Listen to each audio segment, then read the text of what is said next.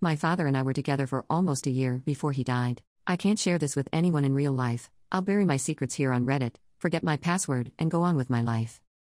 I was 15 when my father was diagnosed terminal. He died before my 19th birthday. I'm 27 now and engaged. I'll be married next summer. My fiancé's 30, family is well off and treat me very well. He's got an incredible career and rich on his own too. He's also the kindest, sweetest and most loving man to me. I'm doing well myself in my field, paid very well, plus my father left me a sizable inheritance, much more than anyone else. He also bought me an acreage with a beautiful house that I moved into at 18. He still left a lot to my mom and my 2 brothers, plus a car each, and mom has the family house. My life is perfect. I have my best friend, very dear friends, and I'm very close to my brothers. I'm surrounded by people who love me. It's a modern fairy tale of a life. I couldn't possibly want or need anything more. My father was far along and told he wouldn't live to see 50. True to form, he died at 47, in the house he built for me, in my arms, just the 2 of us. My parents never divorced. They seemed happy actually, and very much at peace till the end, I would say. When I moved into my property, my father moved in with me. There was never a discussion about it. My mom helped us pack and that was it. I never really spoke to my mother very much after that. At the funeral, we hugged and that was all. We're in contact, but very minimal. My father had his own room in my house, but the first week we moved in, he slept in my bed. He slept there every night until he died. I don't know if my mother knew. She never visited my home. Father would go see her at the family house maybe once every 2 weeks or so. My brothers, now 28 and 31, came over every Sunday to mine for dinner when we were home. I took a gap year, and my father and I took trips everywhere. He wasn't lethargic ever, never showed his illness. Sometimes I would have thought he wasn't ill, and that it was a mistake. We traveled to Paris, London, Rome, Italy, Greece, and Japan. They felt like honeymoons. We had planned to travel more to Asia, but he passed earlier than expected. He was a lovely man. He was good to me. He never forced me to be with him. He just decided we were something else other than father and daughter, and I didn't object. He told me he'd die the happiest man because of me. He had no regrets, and thanked me constantly for caring and loving him. After he died, I went to uni, got my degree, and a couple of years later I found my fiancé. I knew I wanted to marry him, because apart from one-night stands and very short relationships, no one else interested me enough to go further with. My fiancé oddly enough reminds me of my father. I'm not naive about what happened. I know it was wrong. I know my father played on my emotions, and I know I was manipulated, albeit gently, and I know I played my part. I don't know why I feel the urge to share this now. I've never even really acknowledged this on my own to myself. I think maybe I want to speak all this to the universe, so I can start a new life unburdened. I am really happy now, and I'm very grateful for my life. I don't hate my father or my mother either. I don't know how much she knows, but I suspect at times that my father told her the truth. Maybe she didn't know what to do, so she just let it go. My mother will be at the wedding. She seems excited for it. Her and my soon-to-be mother-in-law have made it a very big wedding. My brothers love my fiancé. They'll both be groomsmen and both will also walk me down the aisle. My father will be represented by an engagement ring he bought me in Paris. I miss him so much sometimes that I can't breathe. Thanks for reading. I used to hate my husband, but now I think I'm in love with him. I know the title is exactly how it sounds. I, 27 female, and my husband, 27 male, have been married since we were 18 years old. At the age of 9, my family promised me away to our family friend's son. I have dreaded my birthdays ever since, 1 year closer to marriage and 1 year closer from being stripped of my freedom. While I was counting down the years, I met a guy. He made me happy, made me forget about ever having to worry at all. Eventually I turned 18, and I met my husband for the first time. I hated him. Looking at him made my blood boil, because I had already loved someone. We got married 2 days after meeting, and after the wedding we didn't do anything. I remember sitting down on the honeymoon bed. He walked in and said, "I do not love you nor do you love me, so let's have an open relationship." I didn't argue, and told him okay. I was happy because that means I could see the guy I was so desperately in love with, but we had rules. We could never make love in the bedroom. We must always sleep in the same bed. No talking bad about each other to our partners and some more basic things. So every year after that, we put on the same act, a loving husband and wife at family gatherings after we went off with our partners. Me and my boyfriend were doing very good, while my husband never dated, only one-night stands. A couple of years passed, and I thought everything was going okay till I found out my boyfriend had been cheating on me with a friend from high school. Ironic, I know. I went home and cried. My husband came into the bedroom where I was crying asking me if I was all right. Even though I hated him, I told him everything and he held me there for what seems like hours. After that, my husband and I became closer. I took a break from dating while my husband still did one-night stands. We started keeping each other company. We did movie nights, game nights, and he took me dancing. Then he stopped going on one-night stands. I never asked about it. A couple nights ago when I was getting snacks for our movie, I walked in and saw him deleting all the dating apps he was on. I didn't mention it. I sat down with the snacks and he scooted closer until our shoulders were touching. I felt a little nervous and fluttery like a teenager on their first date. He got a work call late at night and promised he'd be back as soon as he could. I fell asleep on the couch, and when I woke up I was in the bed with my husband cuddling me. I was very flustered by this, and after that, it has never been the same. This man that I hated so much, the man I cursed for years before I got married, turned out to the exact opposite of what I thought he was. It's like I have a school crush. I can't believe it's took all these years for me to realize that it is not his fault that I was promised away. He was also promised away to a stranger, so I could imagine how he feels. My husband started bringing me flowers and gifts. He tells me it's because he just thought it would be nice. We began staying up all night together and sleeping until almost noon. He bought me an upgraded engagement ring, and now he cuddles me to sleep when he used to be on the other side of the bed. I think I'm in love with him and don't know how to tell him. Update: I have some bad news. Me and my husband have to fly back to our home country for some funeral planning. His mother unfortunately has passed away. She died of a stroke. My husband hasn't stopped crying. I'm doing the best I can for him.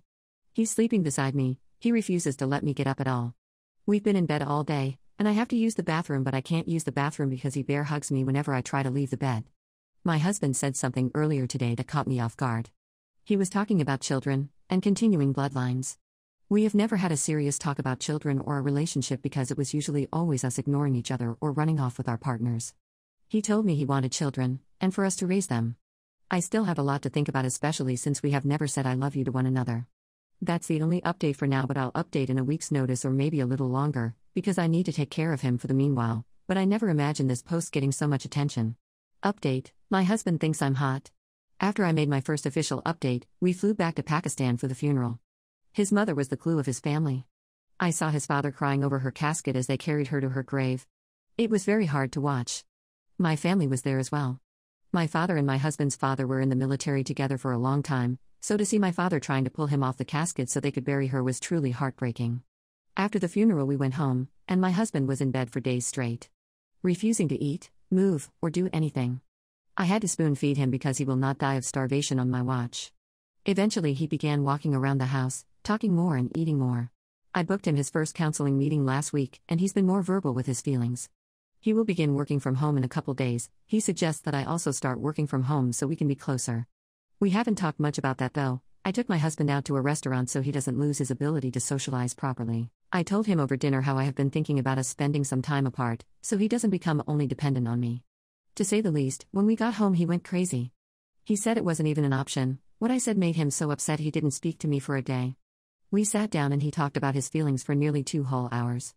He was talking about our arranged marriage, parents, open relationship and past partners. He admitted that he hated my ex-partner for more reasons than one, but never said anything about it. He told me he likes the way I dress, the way I do my hair, and he overall thinks I'm hot. I busted out laughing, because in our home country when we first got married, all the women said that he was too good looking for me. It was a very funny night. We went back and forth telling stories. I told him about the Reddit post I made, and he read it. He also read the update I made. He told me he thinks he is in love with me too, and he might go make a Reddit post titled, "Used to hate my wife but she's too hot to hate." We read the comments, and his favorite one was, "I think you should ask your husband to start officially dating." We laughed the whole night. He wants us to renew our vows, and do a whole new wedding ceremony. I told him he was crazy and we would have to tell our parents the truth if we ever did that. To say the least again, we video called our parents and told them the truth. We started at what happened on our honeymoon night to us deciding not to have an open relationship anymore. They were very pissed, but would allow us to redo the ceremony, and we would have to do it in Pakistan. My husband automatically agreed, and we will do the ceremony in the beginning of the new year.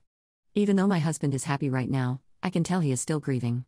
So what we are doing mostly is counseling, working and trying to improve our home life with each other.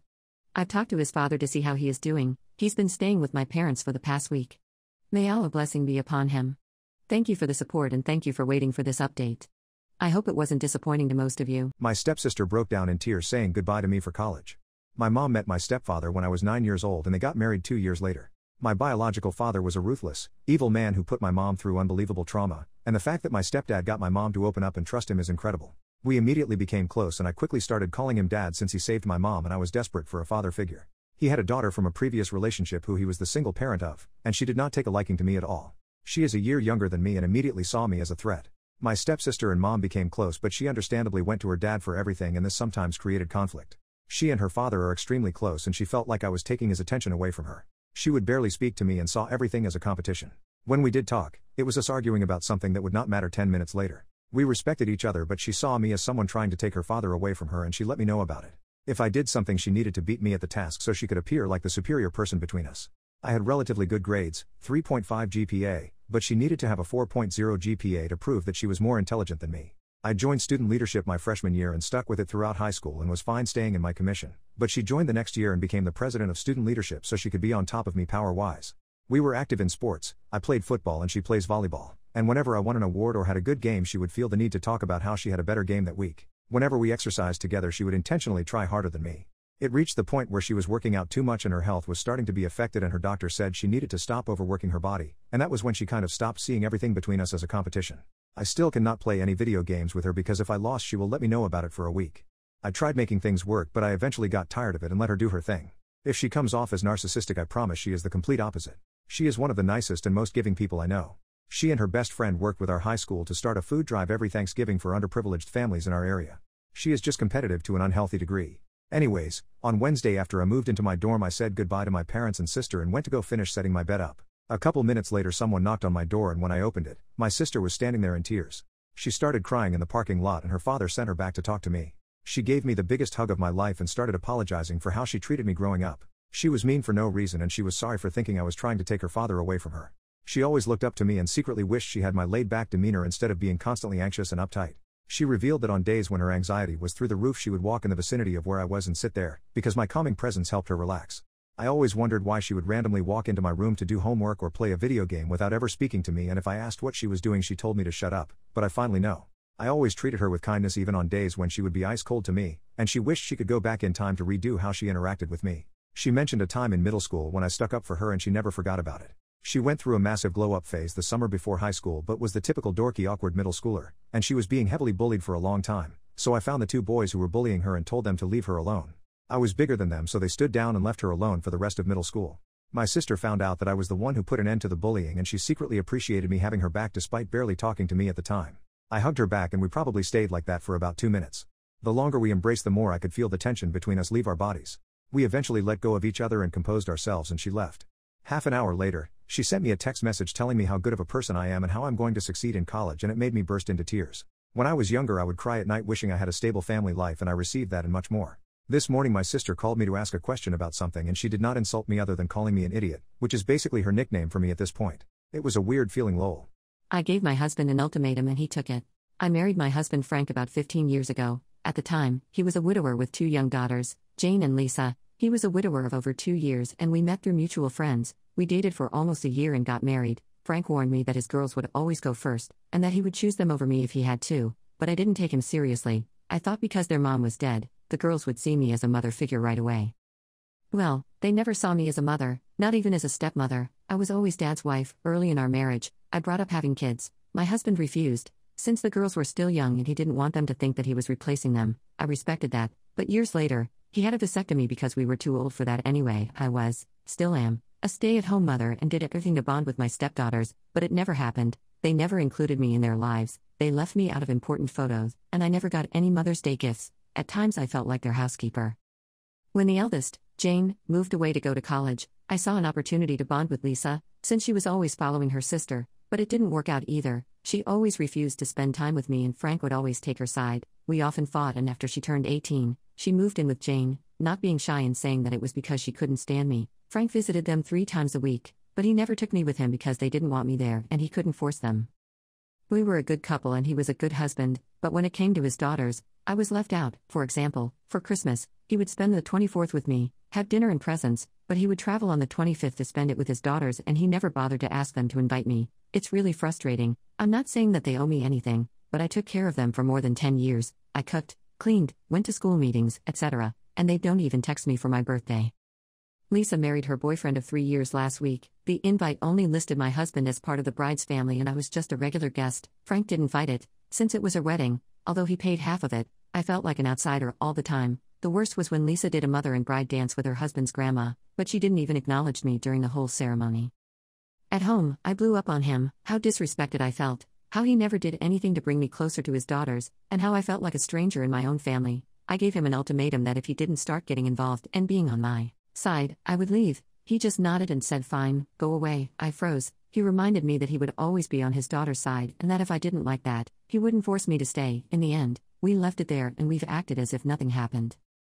It breaks my heart that he took my ultimatum like it was nothing, almost expressionless. I don't know what to do. He's a good husband, but I don't want to be an outsider in my own family. My ex had a three-way with his brother. I dated a guy for about 3 years, and we'll call him Tom. Tom would constantly make me feel insecure when it came to women on the internet and women he noticed at the gym. He'd often comment on how fit they were and express his wish that I, his girlfriend, worked out more. Tom has a brother who we'll refer to as Chris. Chris is his blood-related brother, sharing both parents. One time, Chris and Tom were talking, and I was in the backseat engrossed in my music as Chris drove. Suddenly, Chris began discussing his wishes to have a three-way with a girl from the gym. Me being curious, I lowered the volume on my phone to eavesdrop, but Tom caught on and quickly switched to speaking in Spanish, a language I don't understand. I brushed it off, until around 5 or 6 months later when I received a message from a girl. She claimed she'd had intimate relations with both Chris and Tom, providing me with text evidence and pictures. She even detailed a specific tattoo of Tom's, usually hidden beneath his clothing. Naturally, Tom denied this, but my doubts vanished when she shared a video. Strangely, they recorded the act. I'm at a loss for words to describe my emotions after watching the video. The footage showed Tom and Chris with this woman, but what shocked me was the intimacy between the brothers themselves. Tom gazed into Chris's eyes as Chris was engaged with the woman. When I confronted Tom with the video, he became extremely defensive, even threatening to send dirty pictures of me to my friends if I didn't delete it. As I watched his little meltdown, I realized he wasn't at all sorry for what he did.